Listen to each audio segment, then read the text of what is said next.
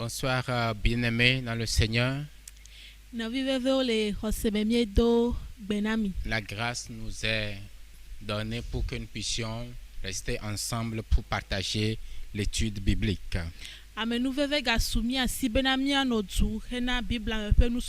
Nous étions sur le thème les facteurs clés de croissance de l'Église selon le livre des Actes des Apôtres.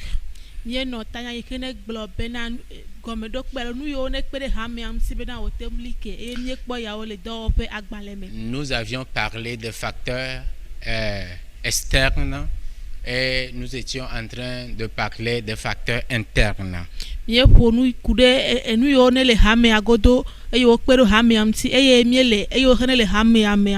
Nous avons, par rapport aux facteurs internes, la dernière fois fait allusion, bien fait mention de la place de l'enseignement pour la croissance de l'Église.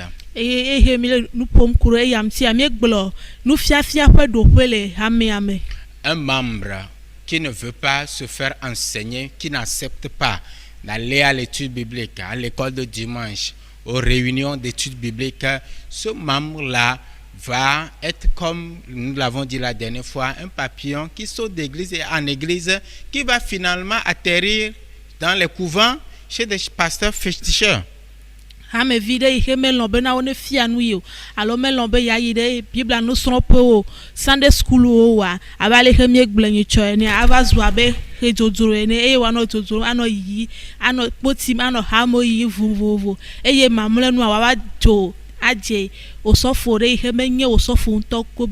Nous avons également parlé de l'importance de la communion fraternelle, de l'entraide. Alors ce soir, nous allons évoluer avec le sixième point où il sera question de voir la conviction, l'assurance avec laquelle les apôtres sont en train de vivre leur foi.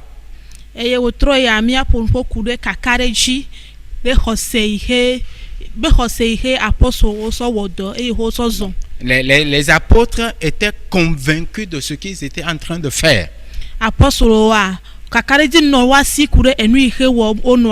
Et ils parlaient avec assurance.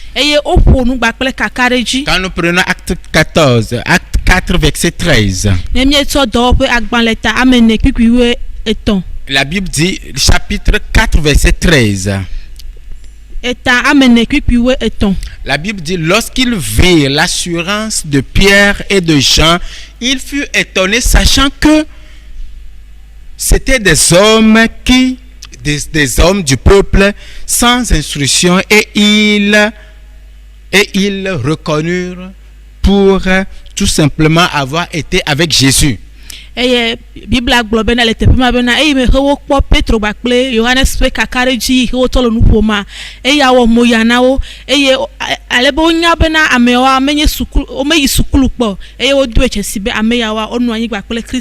Le verset 31 du chapitre 4 toujours parle de l'assurance avec laquelle il prêchait la parole de Dieu.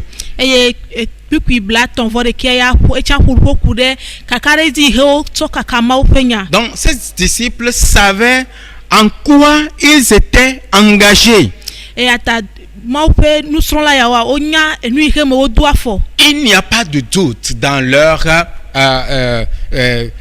leur vécu quotidien ou bien la manière dont ils vivent leur foi. Il n'y a pas de doute là-dedans.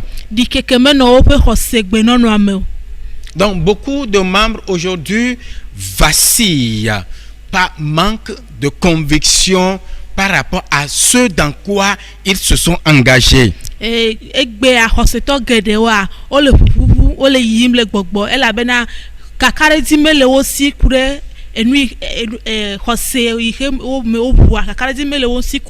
Ils n'arrivent pas à extérioriser leur vie chrétienne. Ils ont des fois peur même de dire qu'ils sont des chrétiens.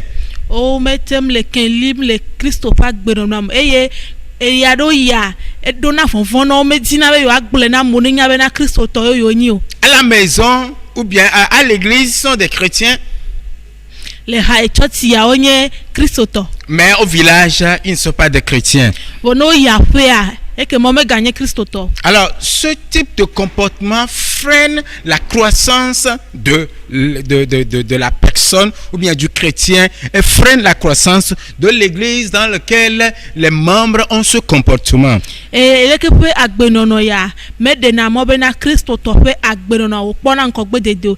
Eye leke pe Kristoto ya wa hayi ke me wolea me de na mo na ha be wa kon nkogbe dedo. Et l'élément suivant, c'est l'exercice des dons spirituels. Enu ke mi agakpo enye gbogbo me pe nuna na o nti do. Alors, dans Actes chapitre 6, nous voyons à partir du verset 3 que les apôtres ont choisi, ou bien se sont dit, nous allons nous consacrer au ministère de la parole et au ministère de la prière, donc de choisir d'autres personnes qui vont s'occuper du partage des pains. Eye le do pe agbaleta ame aden kwipi ame tun ame apostolo o tien be na yo atoro kiwa na mawu nya fefiafia eye o gbla onu ti ame bubu na abolo mama. Non, il y a dans l'église en ce temps-là une structuration à telle enseigne que chacun sait ce pourquoi il est appelé dans l'église. Il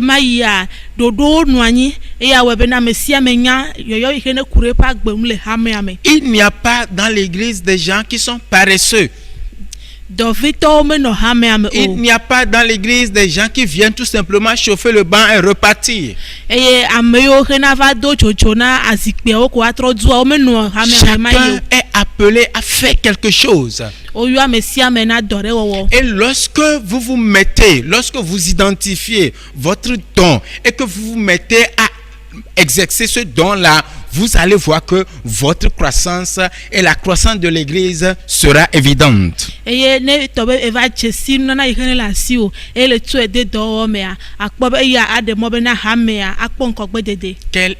ton don? Ou bien, que fais-tu dans la maison de Dieu? Nous sommes sauvés pour servir et pas seulement pour aller au ciel.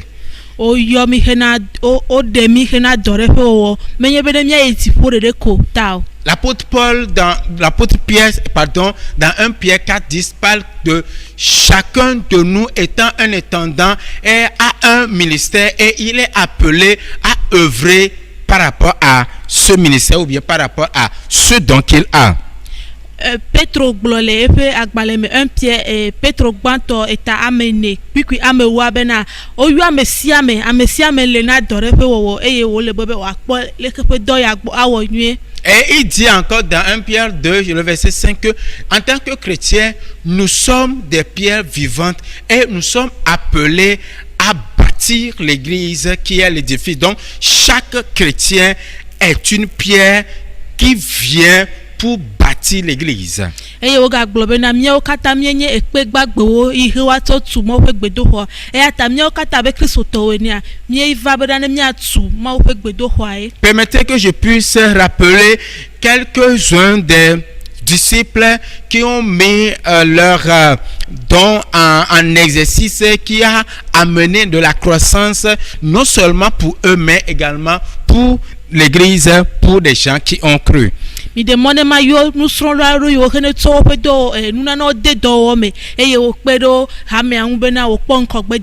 Acte 3, le verset 6 à 7, là nous voyons Pierre et Jean qui ont prié pour qu'un boiteux puisse se lever. Les deux baleta amadia même yekpo Petro bakle Yohanes yo kene tope nana do me bena matakle de watem atema zwazoli. Et l'histoire de cette guérison a amené beaucoup de vie dans l'église. Dans Actes chapitre 8, à partir du verset 1, là nous voyons le diacre Philippe qui s'est laissé utiliser par le Saint-Esprit allant de village en village et surtout il a pris en otage la ville de Samarie où il a prêché l'évangile. Les deux agbalé meta ameni kwikwi gban mi akpo be na ha me fofo Philip le tefe ma etu e pa gbe adu anyin na kokokokwe eye wo zen wo yire etu o me he ile dubu bo mo dekpe pama wo penya eye wo di aboyo Samaria pe duwa Et également dans ce chapitre 8, nous voyons que Pierre et Jean, lorsqu'ils ont entendu que les gens de Samarie ont cru, ils se sont déplacés pour aller et ils ont prié, ils ont imposé les mains à ces Samaritains-là pour qu'ils reçoivent le Saint-Esprit.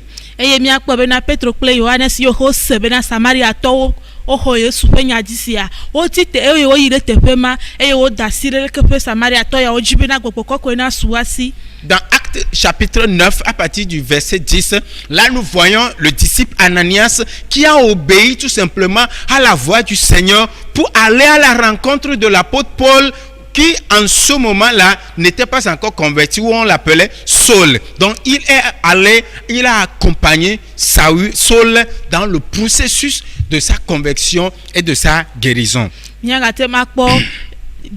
Nous serons là Ananias hene demo da si loro ko shi gbogbo koku ya zen eye o pule wo pede apostle Paul onti vo e mayi membe ponyi apostle Paul ha do yu ebe Saulo eye wo pede nti be na wa bazu apostle Paul.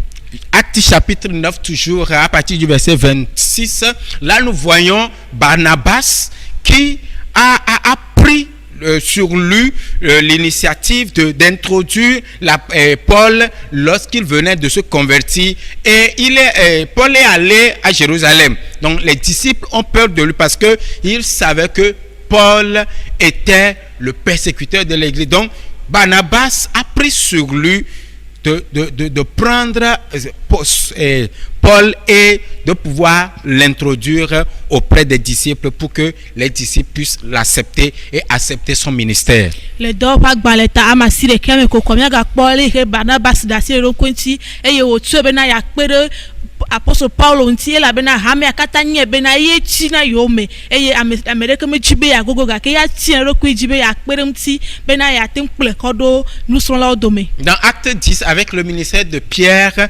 Corneille avec toute sa maison s'est converti. Le dopa gbaleta amewa mea Petro J'ai juste énuméré quelques exemples où les disciples d'alors ont mis en exercice le don que Dieu leur a confié. Le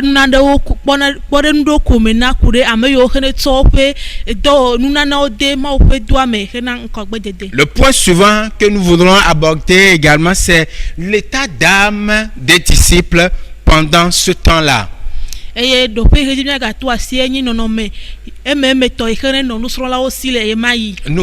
allons voir que dans Actes chapitre 2, à partir du verset 46 au verset 47, là nous lisons: il était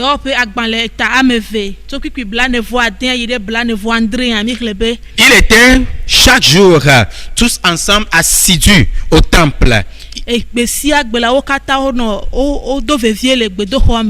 rompaient le pain dans les maisons et prenaient leur nourriture avec joie et simplicité de cœur.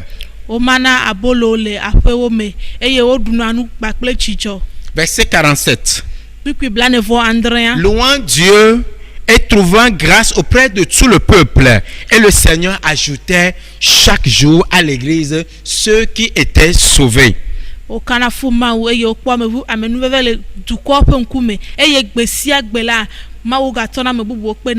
Là nous notons l'humilité qui a animé. L'humilité, la simplicité, la reconnaissance et la joie sont des éléments, sont des états d'âme qui animaient la vie des apôtres pendant ce temps-là. Les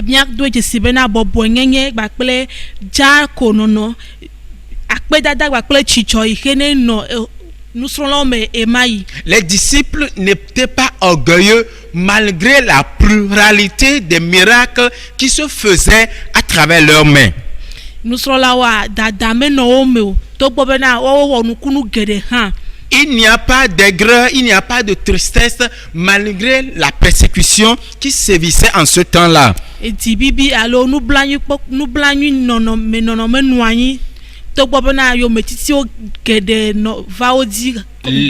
L'énergie positive a pris le dessus sur l'énergie négative. L'ambiance était bon enfant.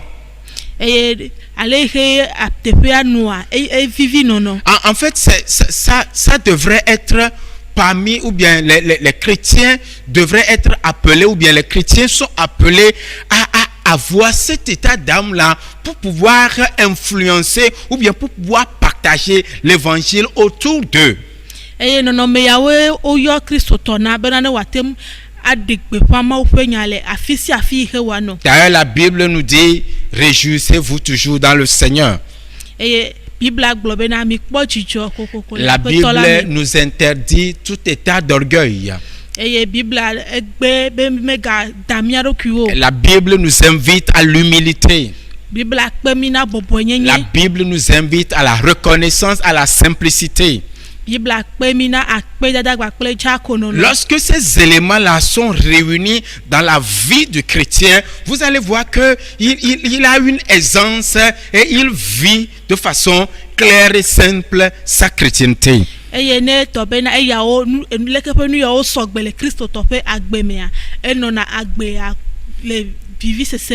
L'autre point aussi important que j'ai identifié dans le livre des Actes qui a permis la croissance de l'Église, la croissance des frères, c'est la gestion saine des conflits ou bien des différends. Et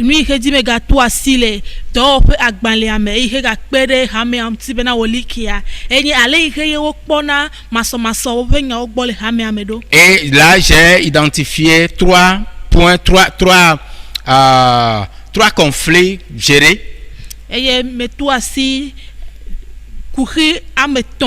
Dans Actes chapitre 6 verset 1 à 7, la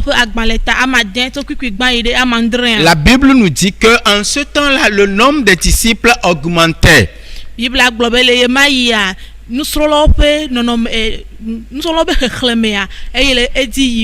hellénistes murmuraient contre les Hébreux parce que leurs veuves étaient négligées dans la distribution qui se faisait chaque jour. Hellénistes, est-ce que c'est les païens qui se sont convertis?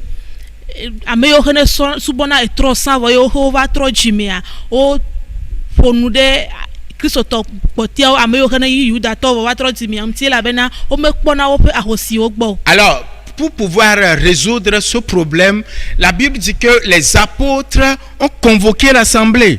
Et ils ont proposé un chemin de résolution de la crise. Et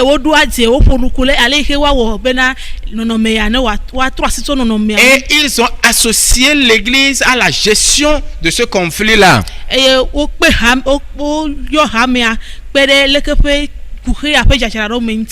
au verset 6 et 7, on dit, ils présentaient aux apôtres qui, après avoir prié, leur imposaient les messages, qu'ils ont choisi des gens qui doivent gérer ce cas de figure.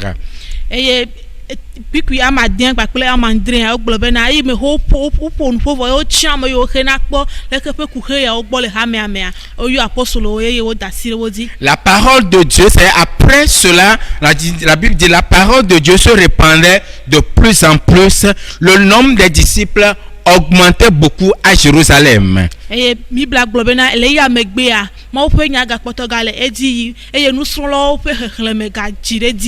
une grande foule de sacrificateurs obéissait à la parole à la foi.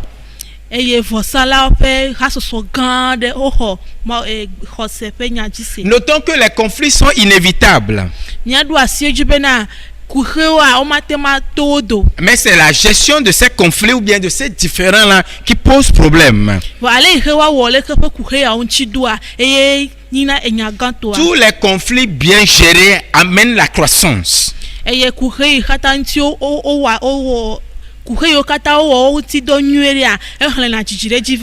si les conflits ou bien les différends sont mal gérés, cela freine, cela détruit la croissance de l'Église.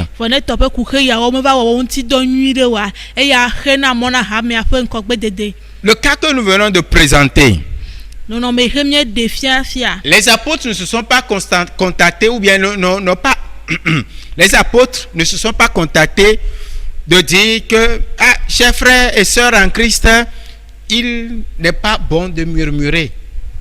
Apostolo Paulo apostolo le tepema o me chite ko globe obe no vile Kristo me o me jebena mia olibili le hame. Les apôtres n'ont pas traité comment l'appelle-t-on,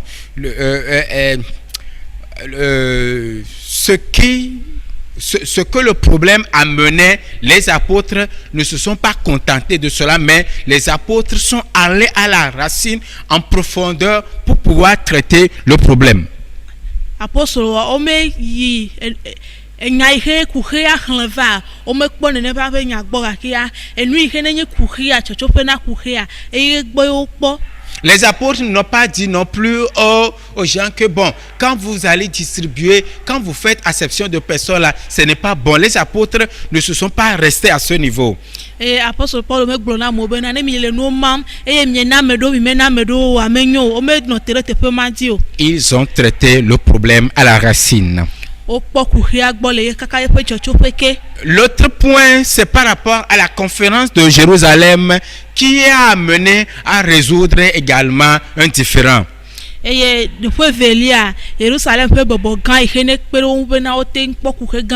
Ça, c'est dans Actes chapitre 15.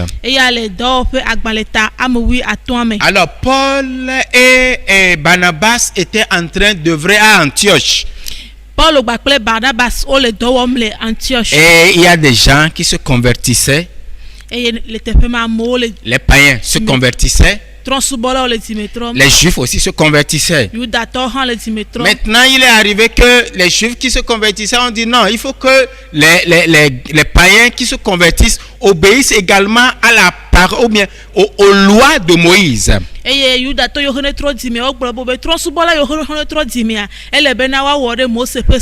Donc il y a eu une vive discussion. Et à telle enseigne que bon, ils ont jugé bon de ne pas rester à Antioche. Ils ont envoyé des émissaires, une délégation à Jérusalem pour pouvoir statuer par rapport à ce cas. Et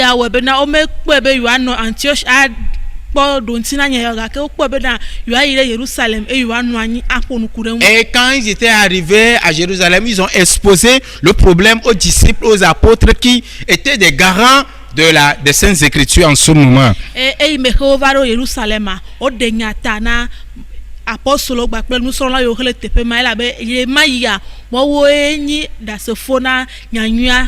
Le verset 6 de Actes chapitre 15 dit: les apôtres et les anciens se réunissent pour examiner cette affaire.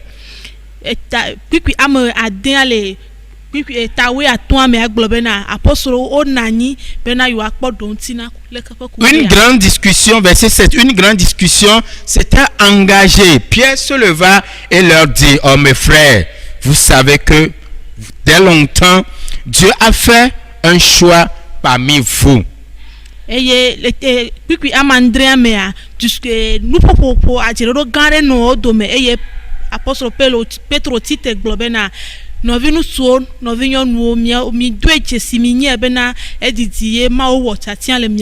Afin que par ma bouche les païens entendissent la parole de l'évangile et qu'ils crussent. Verset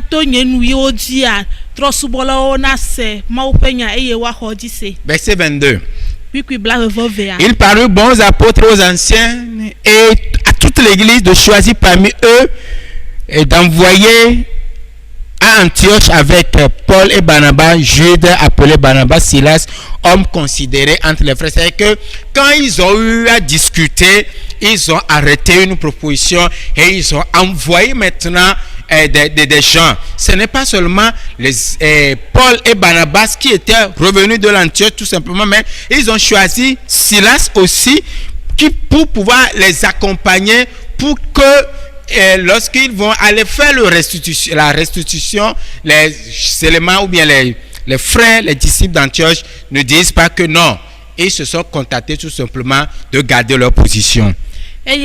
le kpikpi blavevɔ evea mea egblɔ bena eye me woƒo nu vɔa wowɔ ɖoɖo bena yewoatsɔ Silas kpe ɖe apostolo Paulo kple Barnabas bena woatrɔ kplɔ wo ɖo ayi ɖe Antioch nyigba dzi kple susu ya bena netɔ be enya yi he wogblɔ le teƒe ma tiatia yi he wowɔ le teƒe ma wovɛ gblɔ na leke ƒe ame yawo womegagblɔ be wo be apostolo Paulo ŋutɔ koe gavɛ bɔbɔ ɖe nu naɖe gɔme gake woaxɔ edzi se bena eya etso bɔbɔ gãtɔ ame nyateƒe. Donc vous voyez que quand le problème est né, il y a eu d'abord un débat, mais ils ne se sont pas arrêtés là-bas. Ils ont remonté l'affaire au niveau de l'instance hiérarchique qui aussi s'est penchée par rapport à ce problème. Il y a eu des discussions, il y a eu effectivement de vives discussions, il y a eu des écarts, mais ils se sont finalement convenus qu'il serait bon que nous puissions leur dire voilà ce que vous devez faire. Miakpɔ bena le teƒe yi ke me kuxea dzanyia nuƒoƒowo nɔ anyi gake menɔ te ɖe teƒe ma o woyi ɖe ame yiwo le tana wo gbɔ yi ɖe tatɔwo gbɔ ye wogaƒo nu le teƒe ma eye le teƒe ma wowɔ tiatiawo le eye wokpɔ bena yewoagblɔ be yewoawɔ leke. Donc imaginez que ce problème n'était pas résolu. Vous allez voir que à Antioche, il va y avoir des discussions. Même au niveau de Jérusalem, vous allez voir que quand vous allez voir et suivre le débat, vous allez comprendre, ou bien vous allez voir que à Jérusalem, même parmi les disciples, l'entente n'était pas par rapport à ce point. Donc, le fait de discuter à ce propos, de délibérer, ça a mené à éclairer tout un chacun, et les gens d'Antioche, et les gens de Jérusalem, à ce propos-là, ce qui a fait que l'évangile a continué à aller de l'avant. Nyakpɔ gobena teƒe ya ne le kuxe yawo me ke kpɔe gbɔ wa eya awɔ bena Antioch be hame ama akpɔ ma kpɔ ŋkɔgbe dede o vɔ wokpɔe gbɔ bena woƒo nuku ɖe kuxe ya ŋuti eye woƒo nuku ɖe ŋuti le Antioch eye wogatsɔe kɔ yi ɖe Yerusalem le amegãwo gbɔ wogaƒo nuku ɖe nu le teƒe ma eye le duduawo katã wowɔ tiatia wokpɔ ɖoɖo yiwo xe dzi woate ŋu azɔ le. Alors le dernier point par rapport à la gestion des différends, c'est le cas de Paul avec Barnabas et Marc. Eye kuxe etɔngɔa yi xe miakpɔa eya ƒo nuku ɖe Paulo kple Barnabas yiwo xe kuxe ɖo dome kple Marc. Alors au niveau du deuxième voyage missionnaire, il y a eu une discussion entre Paul et Barnabas à propos du fait que Marc doit les accompagner ou bien Marc ne doit pas les accompagner. Le dɔgbe de teƒe mɔzɔzɔ evelia mea Paulo kple Barnabas wova ɖo adze vevi ɖe ku ɖe alexe ɖe Marc akplɔ wa ɖo alo ɖe makplɔ wo ɖo ŋuti. Alors quand vous voyez, vous allez voir que la décision sera Paul va refuser de façon catégorique que Marc, qui était avec eux pendant le premier voyage missionnaire, Paul va refuser que Marc les accompagne pendant le deuxième voyage missionnaire. Eye le atirodo ya me miakpɔ bena Paulo agbe gbitigbiti bena Marko yi ke ne kplɔ yewo ɖo le mɔzɔzɔ gbãtɔa mea maga nɔ yewo ŋuti agakplɔ yewo ɖo le mɔzɔzɔ evelia me o. Maintenant Barnabas va dire non. Si t'en es ainsi, moi je vais aller avec Marc. Eye Barnabas yana gblɔ be awo ne le nenema ke ma nyi ya makplɔ Marko ɖo. Et Paul s'est séparé de son mentor parce que Barnabas était la personne qui avait introduit Paul aux disciples. Donc Paul arrivait à un moment donné s'est séparé de son mentor à cause de Marc. Eye Barnabas henenye etona Paula elabena le gomededzia mea Barnabas ye kpero Paul ŋuti wote gere nusrɔ̃lawo dome eye kure Marko ta eva zi Paulo di bena wamara tso Barnabas gbɔ. Donc je rappelle que nous sommes toujours dans Actes chapitre 15. Mais donc oui bena mie kpɔtɔ le dɔwɔƒe agbalẽ tawi atɔa me kokoko. À partir du verset 36. Tso kpikpi blatonvo adea dzi. Et je voudrais également rappeler que Marc, dans le premier voyage, arrivé à un moment donné, s'est retourné ou bien est retourné à Jérusalem, n'a pas continué le voyage avec eux et la Bible n'a pas mentionné pourquoi Marc est retourné à Jérusalem et n'a pas suivi les missionnaires pour aller jusqu'à la fin du premier voyage. Apostle Paul bakle Barnabas dua me yi kaka kplo ide nuwo ela gble wo modi eye wo tro ire Jerusalem o Bible me dua si enu ike tai ma ko trole Paul bakle Barnabas yo me adi o. Et permettez que je puisse lire ce texte là dans Actes chapitre 15 à partir du verset 36. La Bible dit là-bas que quelques jours s'écoulèrent après lesquels Paul a dit à Barnabas: retournons visiter les frères dans toutes les villes où nous avons annoncé la parole du Seigneur pour voir en quel état ils sont. Et le dope agbalameta wi aton kwi blaton vo adenjia e globena nkeke ado vayi eye Paulo glona Barnabas bena tepe yo hemi va kakama unya na mi aga tro ile tepe ma akpo be ale he hamiale zodemdo. Barnabas voulait amener aussi Jean appelé Marc avec eux. Barnabas dibe yakplo Johannes hoga yona be Marco benane wakplo yodo. Mais Paul jugea plus convenable de ne pas prendre avec eux celui qui les avait quittés depuis la Pamphylie et qui ne les avait point accompagnés dans leur œuvre. Pour apôtre Paul ya bue gobi bena Amerique ne gbe yo de moji le Pamphylie et me kplo yo yide e do afedi kavado nuwa me kpo bena eleve vile be waga kplo yo do son. Ce dissentiment fut assez vif pour être causé qu'ils se séparaient l'un de l'autre. Et yele ke penya dondon ya eseu e dontika ya tutuo bena oma. Barnabas prenant Marc avec lui s'embarqua pour l'île de Chypre.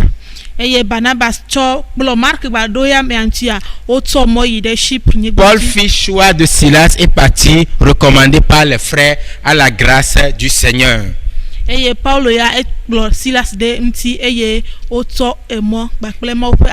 Donc, Barnabas et Marc sont partis à Chypre et maintenant Paul et Silas aussi sont partis, mais vous allez voir là-bas que la Bible dit que l'Église a accompagné, l'Église a approuvé la décision, ou bien je ne sais pas trop, est partant pour le choix de Paul.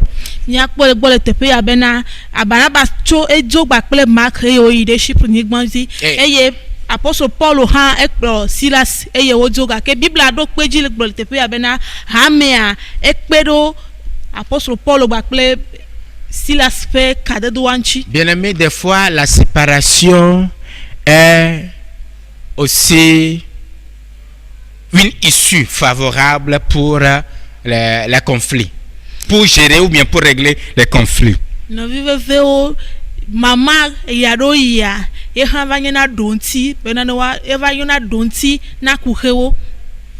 Paul s'est séparé de son mentor, je l'ai dit tantôt. Barnabas va prendre son cousin Marc et aussi vont partir. Mais je voudrais souligner là-bas que la séparation a permis quand même d'avoir deux équipes missionnaires. Donc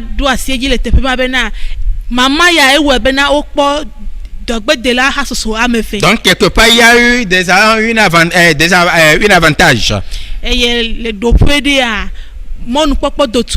Mais vous allez voir que après la réconciliation va avoir lieu entre Marc et Paul. Nous le trouvons dans 2 Timothée chapitre 4 le verset 11.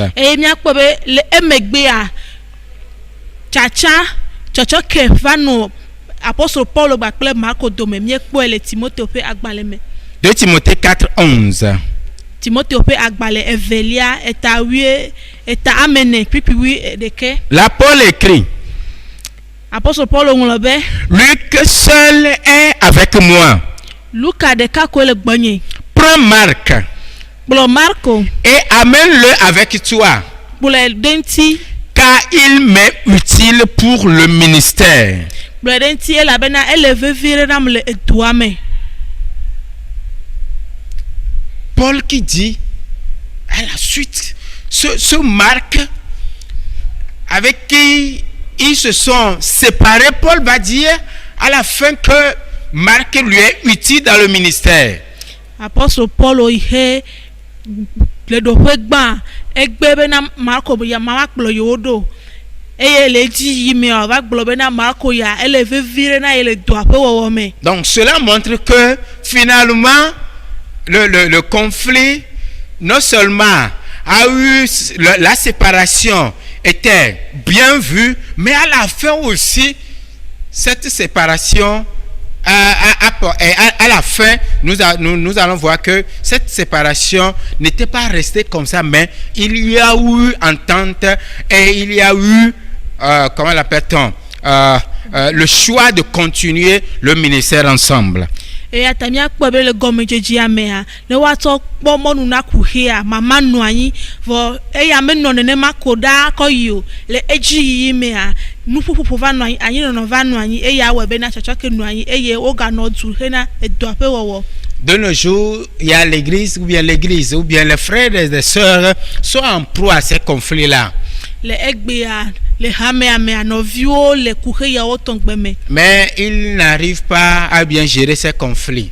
Eye womete ŋu kpɔna leke ƒe kuxeyawo gbɔ nyuie o. Ces conflits non seulement freinent la croissance de l'église, menye ɖeɖe koe leke ƒe kuxeyawo woxena mɔ na hamea ƒe ŋkɔgbedede o. mais détruit ce qui est déjà construit. L'état de l'église, les conflits, les détruit ce qui est déjà établi, ou bien le niveau auquel l'église est arrivée avant que le conflit ne naisse là. Le conflit ramène l'église à des niveaux plus bas. Menye ɖeɖe koe kuxeyawa woxena mɔ na hamea ƒe ŋkɔgbedede o gake afi he wokpɔ ŋkɔgbedede va ɖoa kuxeyawo gagblẽ nɛ edome. Lorsque le conflit est bien géré, vɔ etɔ ƒe kuxea wokpɔ gbɔ nyuia il y a la croissance. dzidzi ɖe dzi vana. Alors, en conclusion, ne miatsɔ ƒo enya ta je voudrais nous dire medi be magblɔ na mi be ces facteurs que nous venons de citer, quoique non exhaustifs, c'est que il y a encore d'autres facteurs, comme le cas où il y a encore d'autres facteurs comme la visite des églises, ou bien la visite des membres aussi est un élément aussi capital pour la croissance, mais je n'ai pas parlé de ça. Donc je voudrais dire que les facteurs que nous avons vus ont été déterminants à la croissance de l'église dans le livre des Actes.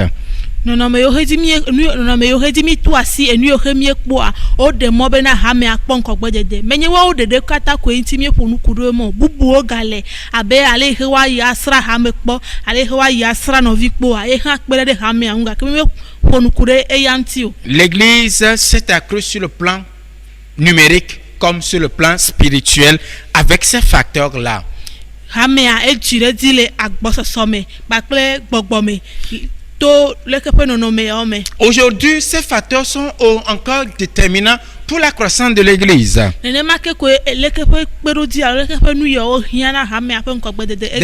Des églises où il y a des membres qui ne vivent pas ces facteurs-là ne verront pas la croissance comme cela se doit.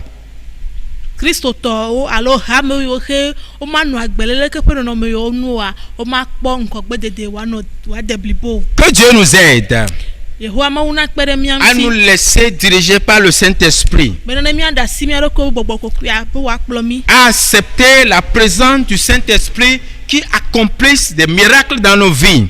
Que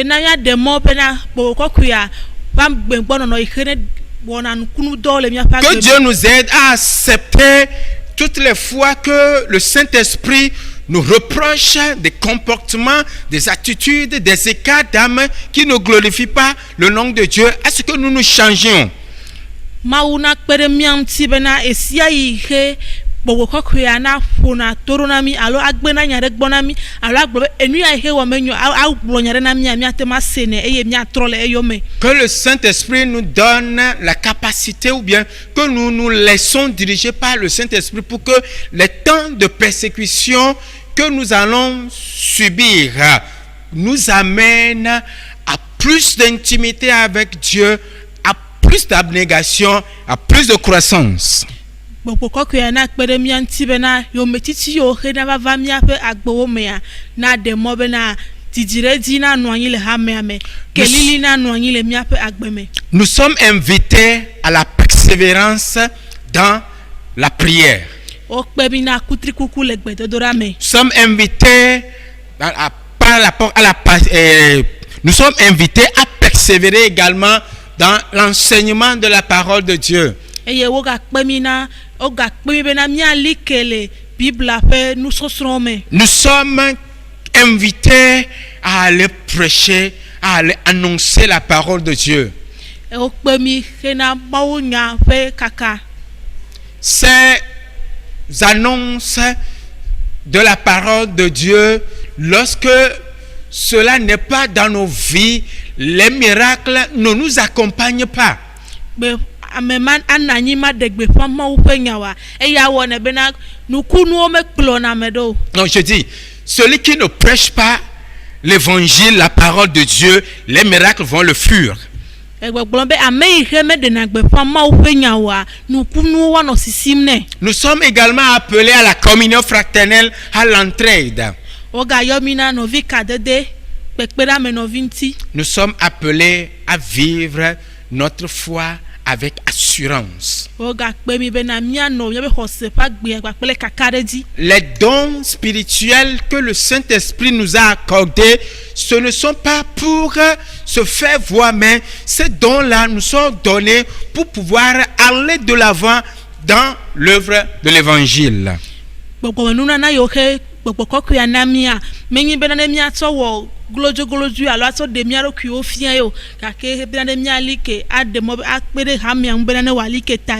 L'humilité, la simplicité, la reconnaissance, la joie doivent également nous animer.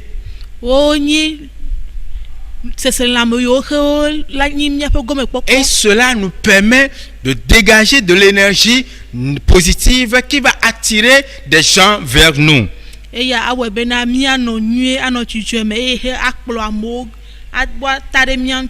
N'oublions pas que la gestion aussi des conflits est très capitale pour la croissance. Ces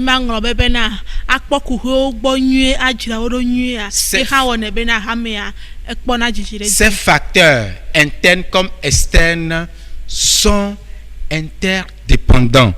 Et